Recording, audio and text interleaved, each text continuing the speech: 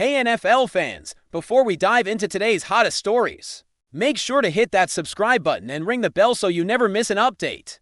From NFL News Now, has Charvarius Ward lost favor since joining the Colts? This is the question many Indianapolis Colts fans have been asking in the wake of a flurry of moves that have put the team squarely in the national spotlight. The Colts' offense has always drawn the most attention, and rightfully so. This is a unit built to move fast, make explosive plays, and keep defenses guessing. But if you step back and really look at the bigger picture, the defense is quietly emerging as one of the most intriguing storylines in Indianapolis this season. Lou Anarumo, the defensive coordinator, has quietly molded a unit that combines veteran savvy with young talent. And the additions in the secondary, particularly the recent trade for Sauce Gardner, signal a franchise fully committed to making this a year to remember. Yet, in all the buzz surrounding Gardner, one name seems to have slipped just slightly out of the conversation: Charvarius Ward, the cornerback who was supposed to be a marquee signing in the offseason. Ward's journey with the Colts has been a mix of promise and misfortune, and the recent headlines have sparked debate about whether he has lost some of his luster after missing 6 games due to a concussion. Questions about his availability have understandably tempered some of the excitement that accompanied his signing. Ward was brought in with high expectations, coming off a strong tenure with the San Francisco 49ers, and fans had visions of him immediately slotting into a top-tier Colts secondary. The reality, however, has been more complicated. While his performance on the field was impressive before his injury, the absence has created a narrative shift. Analysts, including Daniel Popper of The Athletic, initially gave Ward an A grade for his impact and performance. Now, with the injury in the rearview mirror, but still fresh in everyone's minds, Popper has revised that evaluation to a B. On paper, that might not seem drastic, but in the context of NFL scrutiny, dropping from A to B sends a subtle signal that Ward is being viewed as slightly less pivotal than he was when he was first inked to the Colts. But let's unpack that a bit. Popper's reasoning hinges on Ward's missed games due to injury. It's a curious approach, because grading a player based on availability rather than skill or performance on the field doesn't always paint the most accurate picture. Before his second concussion, Ward was reportedly absolutely living up to the contract, a phrase that speaks volumes about the expectations and early impact he had. If he returns for the Week 12 clash against the Kansas City Chiefs, Lou Anarumo will finally have the dream scenario for his secondary. Imagine the possibilities: Gardner patrolling one side of the field, Ward on the other, and Kenny Moore, the elite nickel cornerback, commanding the slot. It's a trifecta that could give the Colts an edge against even the most explosive passing offenses in the league. The return of Ward is not just about filling a roster spot. It's about restoring a balance and versatility that allows Anarumo to dial up coverage schemes that can confuse quarterbacks and create turnovers. Statistics support Ward's value in tangible ways. Pro Football Focus has rated him with an overall grade of 83.4 and a coverage grade of 83.0. To put that into perspective, those numbers place him second among 109 eligible cornerbacks, a remarkable accomplishment for any player, let alone one returning from injury. It's a level of performance that underscores why the Colts invested so heavily in him, and why his presence on the field is about far more than just numbers. Ward has been somewhat overshadowed in the media frenzy surrounding Sauce Gardner's arrival, which makes sense in the context of a blockbuster trade. Gardner's hype is enormous, and rightfully so. He's a generational talent at cornerback. Yet, Ward was signed for very similar reasons: to solidify the secondary, to bring elite coverage skills to the table, and to provide a foundation upon which Anarumo can build a championship-caliber defense. A downgrade in public perception based on missed games does little justice to his actual contribution. When analyzing Ward's role in the Colts' defensive scheme, it becomes clear that his impact extends beyond individual stats. With him back in the lineup, the Colts can finally run the defensive packages they envisioned when they made their offseason acquisitions. Gardner and Ward on the outside mean that opposing offenses can't easily target one side of the field. Kenny Moore in the slot has already been a revelation, racking up 28 tackles for pass breakups, and even an interception returned for a touchdown. Add in safeties Nick Cross and Cam Binham, and what emerges is a secondary that combines talent, athleticism, and intelligence in a way that can challenge even the most dynamic offenses. Ward's return effectively completes the puzzle, providing depth, consistency, and a proven ability to shut down top-tier receivers. It's also worth noting the psychological element that Ward brings to the Colts. Having a veteran cornerback who has played at a high level in multiple systems adds a level of confidence to the unit. Younger players see what he does in practice and games, and it sets a standard. The mere presence of Ward allows Anarumo to be creative in his schemes. Without constantly worrying about coverage breakdowns on the outside, the team's ability to rotate players, mix zone and man coverage, and force quarterbacks into mistakes is amplified by Ward's skill set. When you consider the offensive firepower the Colts are up against in the AFC, having a secondary that can not only keep up but also create game-changing plays is invaluable. Ward is part of that equation, and any suggestion that his value has diminished significantly seems more tied to misfortune than ability. Looking forward, the upcoming Week 12 matchup against the Chiefs looms large. This is not just another game on the schedule. It's a litmus test for the Colts' defensive aspiration. If Ward can return fully healthy, the potential for Indianapolis to contain Patrick Mahomes and his wide receiving corps becomes much more realistic. The combination of Ward and Gardner on the outside with Moore inside presents a level of coverage versatility that few teams can match. Anarumo can now implement strategies that involve bracket coverage, shadowing top targets, and disguising zone responsibilities in ways that can disrupt even elite quarterbacks. It's a moment that could define the season for the Colts defense.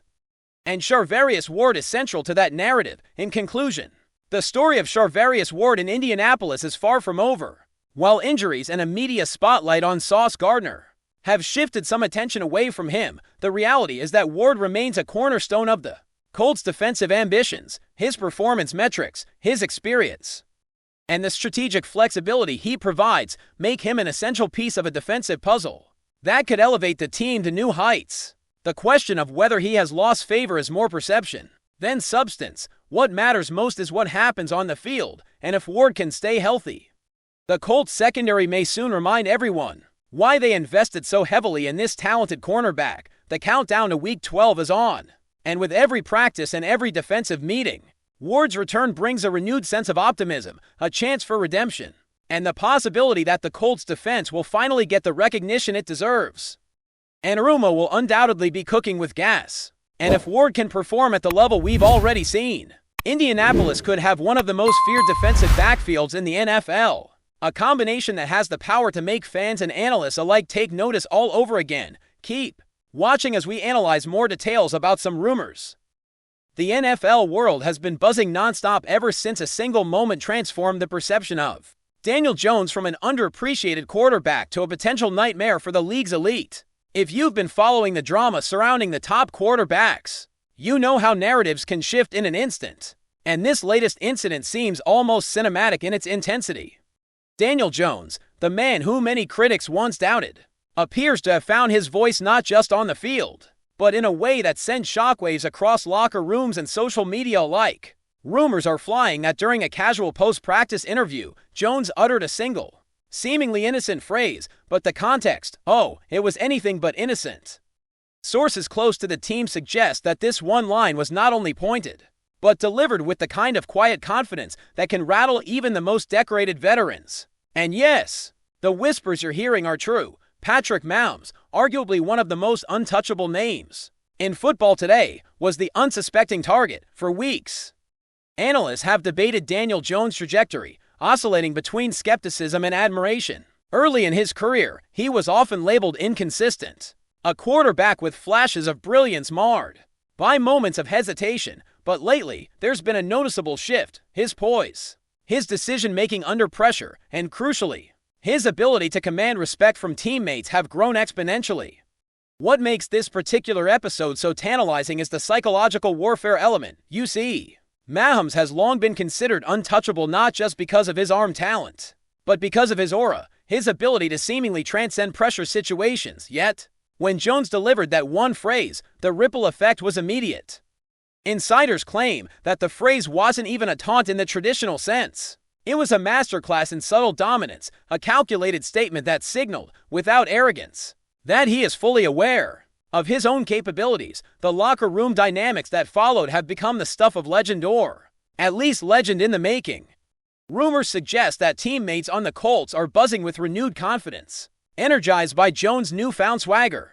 The idea that a quarterback can mentally impose himself on a competitor without even touching the football is intoxicating to any team trying to build momentum from the outside. You might think it's just words, but in the hyper-competitive world of professional football, words are weapons. They can destabilize opponents, sow doubt, and even shift public perception. Jones' phrase, as vague as it might seem in a headline, reportedly encapsulated years of pent-up determination, refinement of skill, and a quiet insistence that he will not be underestimated. Social media has erupted. Of course, clips of the interview have gone viral, dissected by pundits, fans, and casual observers alike. The analysis ranges from the hilariously over-the-top Jones just ended Mahomes' career to the meticulously argued, this is a psychological chess move that shows maturity and vision beyond his years. Memes have proliferated, threads on Reddit have exploded, and for hours, the NFL timeline seemed consumed by speculation about what Mahomes might be thinking, or whether he even acknowledged it at all. The truth is, nobody outside that locker room really knows. That's part of the allure. The power of a single phrase to unsettle one of the league's brightest stars is a narrative dream for sports journalists and content creators alike. Every nuance, every inflection in Jones' voice is being replayed, analyzed, and theorized about as if it were a scene from a psychological thriller. There's also an emerging theory that Jones' move is part of a larger strategy, a calculated approach to gradually redefine his image in the league. For years, he's been the talented but inconsistent quarterback, the guy everyone watches to see if he'll fold under pressure. But this moment, this one phrase, suggests a deliberate attempt to flip the script. Those in the know claim that Jones has been working not only on his physical mechanics, but on his mental presence, studying opponents, learning how to project confidence, and most importantly, mastering the art of timing. You don't casually humiliate a player of Mahomes' caliber with words, unless you've thought it through. Every word, every pause, every subtle gesture carries weight. That's exactly what Jones did. And the fact that insiders are still talking about it days later only amplifies the impact. Meanwhile, the ripple effects on Mahomes' camp are reportedly subtle but palpable. While Mahomes is renowned for his focus and ability to compartmentalize, a source hinted that even the most composed athletes are human. The suggestion is that Jones' comment may have sparked internal discussions about reputation, mental edge, and the psychological components of leadership. Coaches are said to be weighing whether to address the situation publicly or let the competitive tension simmer. Either way, it's clear that Daniel Jones has entered a rarefied space in the league, a quarterback whose presence is felt not only through stats or highlights, but through perception and narrative. The mere idea that one phrase could become a rallying cry for his teammates, while casting an almost imperceptible shadow on Mahomes, is enough to send rumor mills into overdrive. Fans, naturally, are loving it. Conversations online are dominated by speculation. From casual "did Jones really just say that?" to more analytical dissections of game tape and potential follow-ups. The phrase has become shorthand for audacity, for a new kind of quarterback swagger that's less about showmanship and more about intelligent, measured provocation. Commentators have noted that if this is part of a broader strategy, it could signal a new era in the NFL where psychological tactics are as critical as physical skill. Jones may have stumbled upon an art form, and if he continues to wield it effectively, the league could be witnessing a paradigm shift in how leadership and influence manifest on the field. Of course, some critics have pushed back, labeling the incident as hype or media exaggeration. They argue that no phrase alone can disrupt a quarterback of Mahomes' stature, that the NFL is too brutal and unpredictable for words to hold this kind of power. But the consistency of insider reports, coupled with the social media firestorm, makes it difficult to dismiss the story entirely. There's a sense that something significant happened, a spark of confidence, a turning point in Jones' narrative arc that could redefine his legacy. The beauty of sports, after all, is that moments like these are never fully quantifiable. You can measure yardage, touchdowns, interceptions, but you can't measure the impact of psychological dominance or the subtle shift in perception that can accompany a single, well-chosen phrase. As the rumor continues to swirl, one thing is clear: Daniel Jones has captured the imagination of fans and analysts alike. The narrative of an underdog quietly asserting himself, managing to unsettle the seemingly untouchable Mahomes without a single physical play, is irresistible. The NFL thrives on storylines, on larger-than-life characters, and on the tension between expectation and performance. Jones' phrase has become a kind of symbolic statement, a whisper of defiance, and a signal that the Colts quarterback is no longer content to be merely observed. He is actively shaping the narrative, and for the first time, the league is taking notice, whether this is the beginning of a trend, a one-off psychological masterstroke, or the prelude to something far bigger. Only time will tell, but rest assured, the NFL rumor mill will not let this die down anytime soon, and fans will be watching every word, every gesture, and every play with renewed fascination, waiting to see how Daniel Jones' quiet confidence continues to challenge, provoke, and perhaps even redefine the league's hierarchy of quarterbacks. Thanks for watching. Don't forget to like this video and share it with your fellow NFL fans. Stay tuned for more updates. Only here on NFL News Now.